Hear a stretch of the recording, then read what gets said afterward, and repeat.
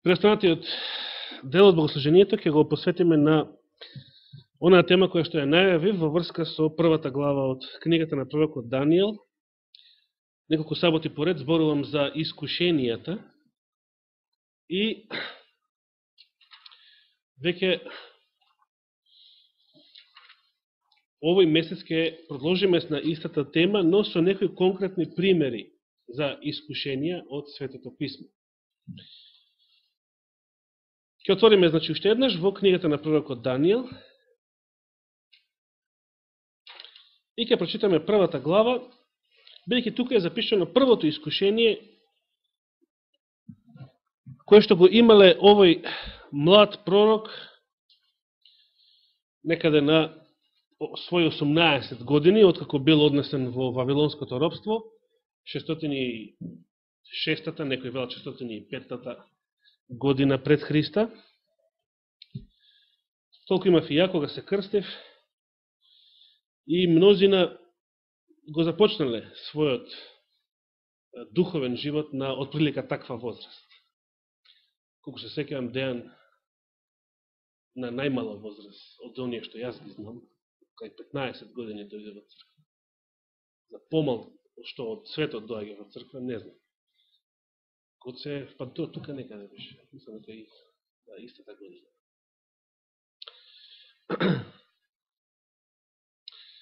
Во третата година од царувањето на јудејскиот цар Јоаким, ово за нас не значи ништо, освен ако го преведеме во годините на христијанската ера, колку години пред Христа. Во третата година од царувањето на јудејскиот цар Јоаким се крена вавилонскиот цар Навуходоносор против Ерусалим и го обседна. И го предаде Господ во раката негова, јудејскиот цар Јоаким, и дел од садовите на Домот Божји, и тој ги испрати во земјата Сенаар, односно во Месопотамија, во домот на неговиот Бог, и ги внесоа тие садови во ризницата на неговиот Бог. И му рече царот на Ашпеназ, началникот на дворјаните, да му доведе од синовите Израелови, од царски и кнежевски род, момчиња кои немаа никаков телесен недостаток, лични за гледање и способни за секаква наука, добро воспитани, бистри, што ќе одговараат за служење во царските палати и да ги научи на халдејскиот јазик, односно јазикот на вавилонците. Петиот стих што вели? И определи царот секојдневна храна од царската трпеза. Значи не казан лонец во војска, да речем. Туку секојдневна храна од царската трпеза и вино што самиот цар го пиеше. Па заповеда да ги одгледуваат 3 години, 3 години таква обука и таква храна, и потоа да се појават пред царот. Би сакале да имате вакво 3-годишно школување? И ваква кафетерија? Јас имав една прекрасна 3-годишна кафетерија во Хартланд коледжот. Најубавата храна што сум јадел во животот од здравите храни. Иако самите американци велеат дека македонската е најубавата храна. Највкусната храна. И тоа беше точно. Тегла ајвар во Хартланд се продаваше за $5, а кога снемуваше за $7. И бараа уште. Меѓутоа немаше. Кога ги носевме? Јас ќе дојдам, после Миле ќе дојде, Гоце ќе дојде. Ама и последниот пат двете тегли морав да ги оставам во Белград. Сурчин, бидејќи веќе беше забрането да се пренесуваат тегли. Но многу повеќе после 11 септември. Тоа беше кога го измислија оној терористички напад во Лондон. Тоа беше, мислам, 2005 или 2006. Се едно. Меѓу нив беа од јудините синови Данијел, Ананија, Мисаил и Азарија, односно нивните еврејски имиња овде во грчка транскрипција. Тогаш началникот на дворјаните им ги смени имињата. Данијел го нарече како? Балтазар. Ова име нам ни е познато од многу мала возраст.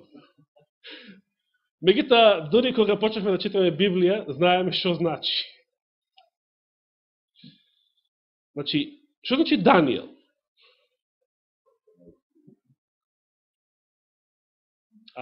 Тука Бог е Ел, последниот слог. Значи, скратено од Елохим. А што значи Валтазар? На кој Бог ова име му е посветено? На Ваал! Токму така.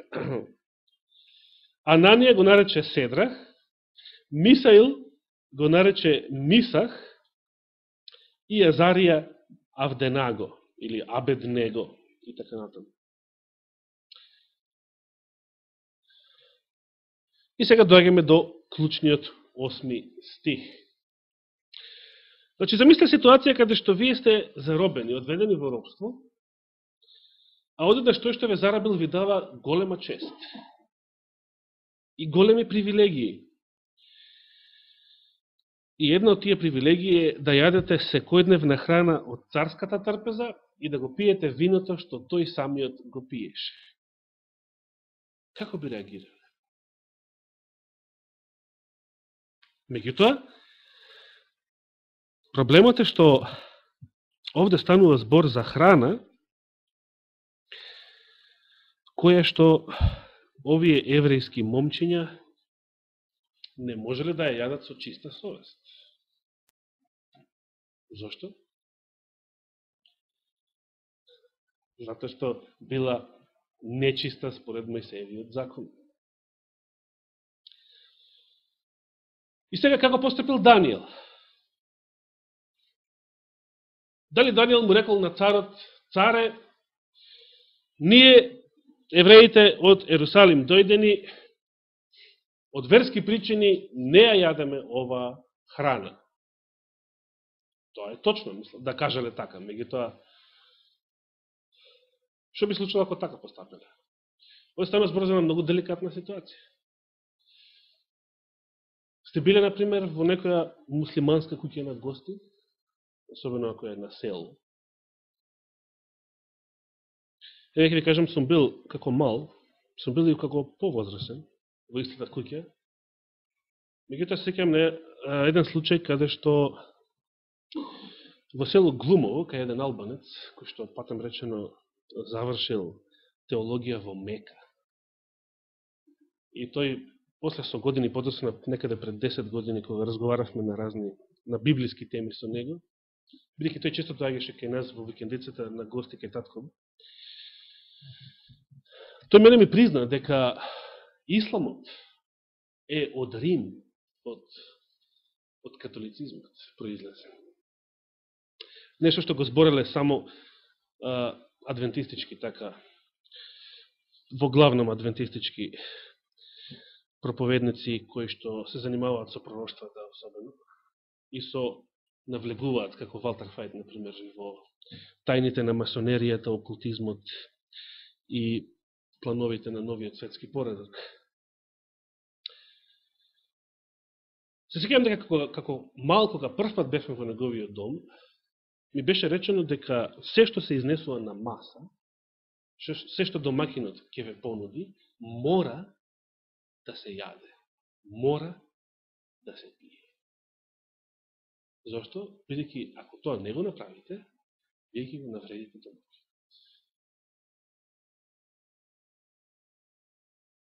Значи имате една деликатна ситуација. Од една страна, вашата совест сака да го послуша Божиот закон, од друга страна имате домакин, кој што е многу силен, кој што е многу моќен и кој што би се навредил ако ја одбиете неговата храна.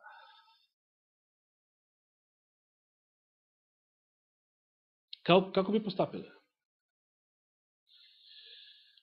Библијата ни вели, Даниел науми да не се осквернува со јадењето од царската трпеза и од виното што го пиеше царот.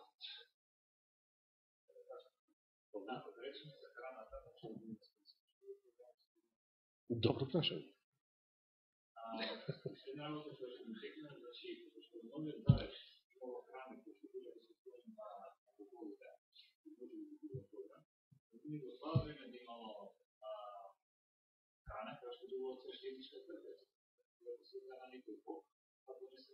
Вака сега. Сте биле на еврејска Пасха. Таму употребуваат вино, алкохолно тоа вино, меѓутоа тоа вино пишува на него кошер вино. И јас го прашав тогашниот еврејски рабин, каква е разликата помеѓу ова вино и било кој вино од продавница? Вика, не смееме да употребуваме било какво вино од продавница. Тоа вино било увезено од Австрија, од некој виенски рабин дали да речем го благословувал, или го прогласувал за кошер, значи го одобрувал за употреба на евреите. Единственото што ми беше објаснато беше следно. Мислам дека втората причина е побитната за твоето прашање. А првата причина беше дека се работи за вино кое што ферментира по природен пат, без дестилација, како што се индустријски произведените вина. Директно ги цитирам неговите зборови, иако јас самиот многу не се разбирам од тие работи до крај. Но втората причина е поважната. Ние можеме да потребуваме само такво вино за кое што сме сигурни дека не било употребено, сега според неговите зборови, дека не било употребено во православна црква, или дека такво исто не се употребува во православна црква, или да го преведеме тоа сега во случајот на Даниел, такво вино кое што не се употребува во пагански обреди. Значи, во случајот, зашто и во Новиот Завет христијаните имале проблем со јадење на храна или пиење на било што, ако тоа било посветено, употребено како жртва на идолите. Тоа бил проблем дури во апостолско време, во првиот век. Да, така вели апостол Павле. Меѓутоа, можно е во случајов, значи, со виното Даниел да едноставно да не сакал да го пие тоа вино, бидејќи тоа е оно што ќе следи во самото излагање, бидејќи Даниел нашол начин како да го победи ово искушение. Кој е тој начин? Значи, од таа причина што некал да се осквернува, самиот збор осквернување укажува на некоја морална нечистота, значи нешто што нема толку врска, може би било нешто што било посветувано на вал или се употребувало во некои пагански ритуали и така натаму, или едноставно затоа што не било од нашето вино, не било кошер, па сето друго е несигурно. Тој се кога ќе влезете во американски супермаркет и таму се знае. Може да купувате само работи за кои што се сигурни какви се, што се и што содржат, а другото не го купувајте, бидејќи ништо не е сигурно. Може да јадете и генетски модифицирана храна без да знаете, бидејќи во Америка не постои закон кој што ги обврзува да етикетираат, да означат дека е тоа генетски модифицирана храна. Данил? Да, кошер месо. Кошер, да. Кошер, да. Благодарам. Значи, тоа се потребува и за пијалци. Кошер, вино ли, дали е било што друго. Треба да е кошер.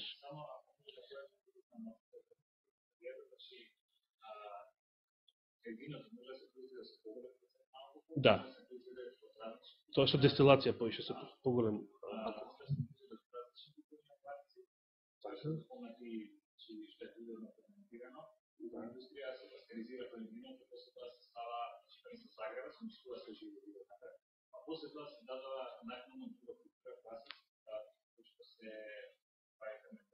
Благодарам. Разликата е во квалитетот или во оние ситни мали работи кои што имате во оригиналната версија и оние ситни мали работи кои што веќе ги нема. Благодарам. Иако се разбира, има големи разлики од наше време и нашите продукти што се произведуваат фабрички и времето кога живееле овие пророци. Но кој бил начинот на кој што Даниел го совладал искушението? Видите, ќе ви кажам, размислувајќи за оваа тема, ми дојде една многу интересна илустрација на памет. Во една книга која што современо ме дадов и на брат Даниел да ја прочита во минатиот век. Во врска со најголемиот разузнавач во Втората светска војна, кога се обучувал во Москва, значи некаде 41-2 година, пред да биде пратен во позадината на окупирана територија и да глуми германски офицер, да биде агент, значи да собере информации. За време на обуката, еден негов наставник или тој што ги обучувал агентите за разузнавачка служба, им имал инструктор, да, тоа е баш така, тој е зборско треба, инструктор. Им имал кажано една ваква реченица која што требало да памтат секогаш за време на својата мисија, за време на својата служба. За еден решителен агент не постои безизлезна ситуација. Мене лично ме воодушеви таа реченица. Значи, се работи за атеисти, се работи за луѓе кои што, освен човечките способности, знаат дека тие не се доволни сами по себе. Човечките способности не се доволни за гарантиран успех. Секојаш треба нешто повеќе од човечките способности. Ние знаеме што е тоа повеќе. Тоа е верата во Бога, Божјата сила и Божјиот благослов. Само човечките способности не се доволни. Меѓутоа, неверниците, знаејќи го тоа, дека човечките способности сами по себе не се доволни за гарантиран успех, тие додаваат еден збор, што го нарекуваат среќа. Например, се употребува можеби во разни други дисциплини. Не знам дека во шахот се употребува често, за силниот играч секогаш го следи среќа. Секогаш среќата е на страната на појакиот, на посилниот. До некаде тој од искуство. Знам дека е точно. Меѓутоа, дали знаете што значи зборот среќа? Луѓето тоа го сваќаат како нека случајност која што им оди во полза. Околност која што им оди во полза. Над која што тие не можат да влијаат. Од нив не зависи, од човечките значи, способности тоа не зависи. Но знаат дека тоа нешто фали за да биде сликата комплетна, за да биде успехот гарантиран. Победата сигурна. Дали знаете зборот среќа од каде потекнува? Значи, нашиот збор среќа.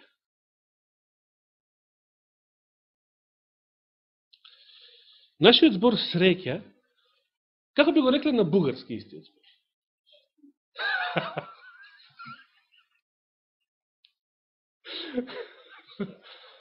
Добро. Меѓутоа, поентата ми беше, претрав со бугарски, поентата ми беше истиот збор да го кажете, како би го рекле, ајде да речеме, некај струмички ног. Така. И сега, ако место среќа велите срешта, дали сега тоа малку ви кажува така. Зборот среќа поточно произлегува од оној старословенски збор сретение. Сушто не е за сретение Господово на 15 февруари вече. Тоа е она денот 40 дена после Божик, кога Исус бил посветен во храмот и со старецот Симеон, пророкот. Тој, значи, во чест на тој настан е тој празник сретение Господово. Значи, среќата доаѓа од средба. Има логика? Добре, ако сретнете некоја личност, што многу ви се топаѓа, сте среќни? Или ви дојдат на гости некој, или некој што не е многу пријатна личност, или случајно сретнете некој кој што исто така ви е пријатна личност. Тога што е несреќа. Меѓутоа, зборот сретение се однесува не на средба со било кого, туку конкретно се однесува на средба со Господ. Затоа кај народот останала и онаа друга варијанта, ако некој е среќен или му тргне работата, тој таквиот го видел Господ, или Господ не го видел. Со други зборови, среќата, за да бидете среќни, треба да се сретнете со кого? Зато хрватите велат сретни, сретан. Значи, нивниот збор е поблизок до сретение. Треба да се сретнете со Господ, за да бидете среќни. Ако не го познавате Бога, какви сте? Тоа сте несреќни. Дори кога чувствувате среќа, заради нешто друго, или некој друг. Но рековме, тоа е меч со две острици.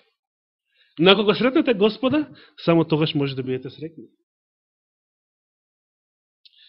Значи, ние би можеле да кажеме една ваква девиза. За еден решителен верник не постојат претешки искушенија или не постојат непобедливи искушенија. И оваа вистина многу повеќе ќе ни стане јасна кога ќе го проучиме третото поред искуство од книгата на пророкот Данијел. Од книгата на Данијел ќе биде второто искуство во третата глава. Иако следната сабота, ако даде Господ живот и здрави, ќе зборуваме за празникот Пурим, бидејќи тогаш тука се паѓа, четвртакот и петокот.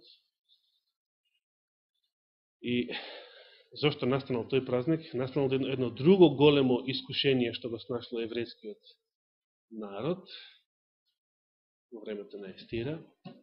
Ке зборуваме за тоа искушение. За тој библиски пример на искушение. Што кажува апостол Павле пред да завршиме со искуството на Данијел, да завртиме за момент во првото послание до Коринтијаните, 10 глава. Прво послание до Коринтијаните, 10 глава.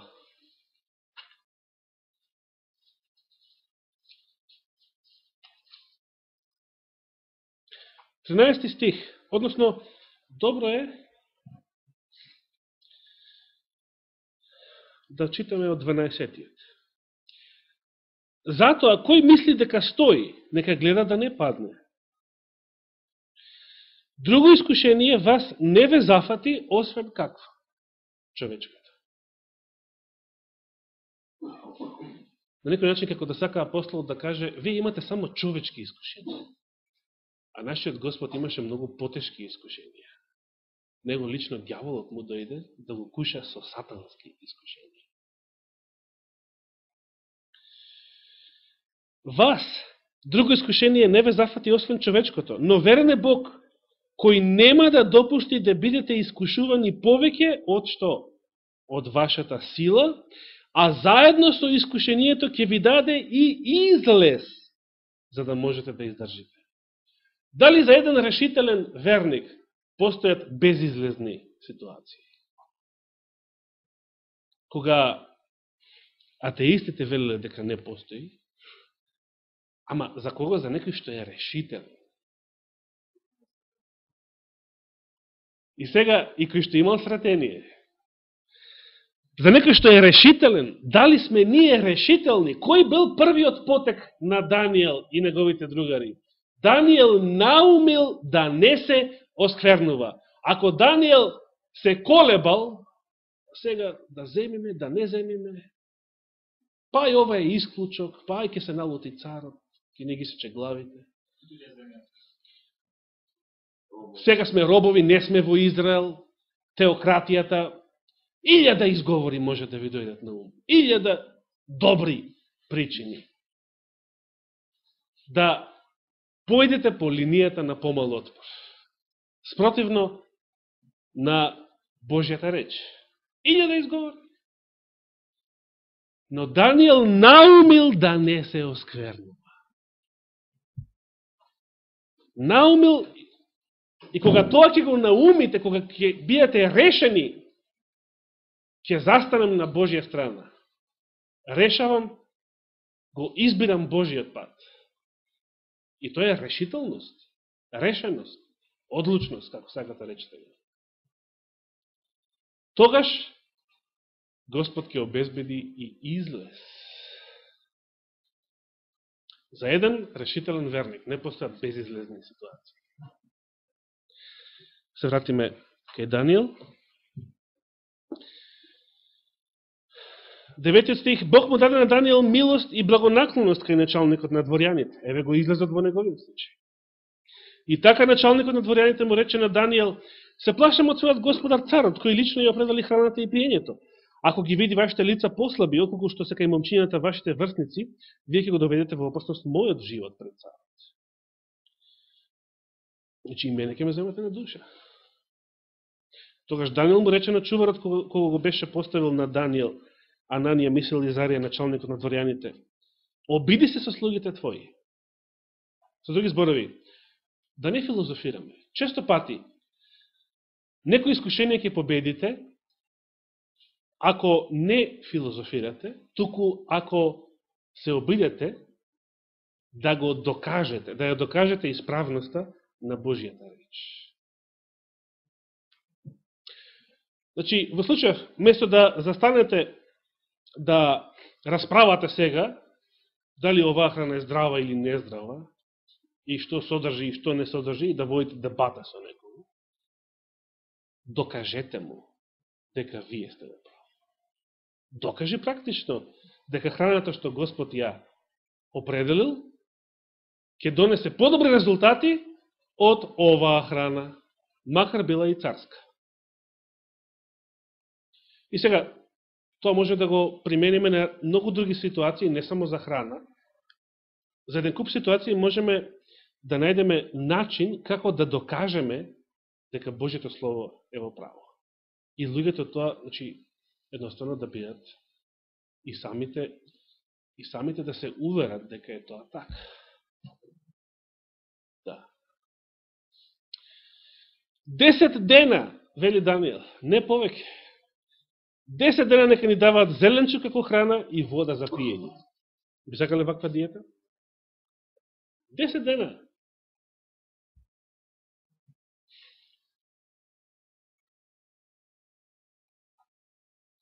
А потоа нека се јават пред тебе нашите лица и лицата на оние момчиња што се хранат од царската трпеза, па потоа поставувај слугите своји, како што ти мислиш дека е добро. Потоа ти оцени, чии лица се подобри. И тој тоа го направи, ги послуша и направи таков обид со нив 10 дена. Па по 10 дена лицата нивни изгледаа поубави и телесно беа пополни од сите оние момчиња што се хранеа со царските јади. Зошто? Имате образложение за оваа математика. Сакате вие да јадете зеленчук и вода само? Еве, пример, до Великден.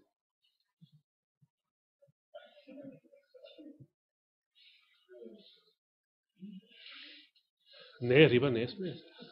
До цветници нема риба. Само во сабота и недела зејтин, готвено со зејтин, а другите денови нема ни зејтин. Вода, зеленче. Овоши. Дали вие верувате дека ако 10 дена биете на оваа диета, 10 дена, ќе имате подобри резултати? Еве, јас ќе ви кажам од моето искуство, после посетата на Роберт Панаког во мај 2000 година, кога прв пат значи, се ослободив од сите животински производи за храна, одеднаш почувствав една таква енергија, значи тој уште не беше заменет, уште беше тука тие денови, одеднаш се почувствав таква енергија, значи, какво што никош не сум имал пред тоа. Одеднаш, значи, не треба се чека сега за резултати, после многу денови или седмици. Одеднаш, некоја енергија, виталност, нема малаксаност. Такво беше моето искуство. Не знам за вас. Што да променам? После тоа? Одење во војска под наводници.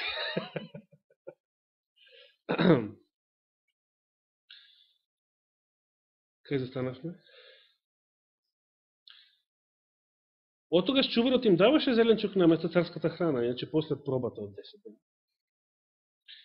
И им дарува Бог на 4 момчиња знаење и разбирање на секаква книга и мудрост, а на Данијел му подари уште да толкува и секакви видења и соништа. И да не читаме до крајот какви биле резултатите, бидејќи тука се кажува дека Данијел и неговите другари, зашто и да ги прашаше царот, бе 10 пати подобри од сите гатачи и гледачи колку што ги имаше во целото негово царство. На прашањето што се поставува е следното. Ако Данијел се колебаше во својот избор, кога требаше да го направи првиот потек, дали ќе се случеа овие резултати? Не. Според тоа, дали ќе постоеше книгата на пророкот Данијел? Дали ќе постојат тие сонови, тие визии, што сега ги читаме од неговата книга? Се бистри умот. Затоа, браќи и сестри, денес имаме добра прилика било каде да отидете, било што да ви изнесат на маса. Не мора да кажете, јас сум вегетаријанец или јас сум адвентист или не знам што. Речете, јас постам. Ова се постни денови. Имате прилика, значи, на овој начин, и јас имам таква прилика, да решиме многу проблеми во нашиот живот, почнувајќи од телесното, а со тоа Господ ќе ни даде и поголем благослов во разбирањето на духовното. Нека му е фала и слава вечно. Амин.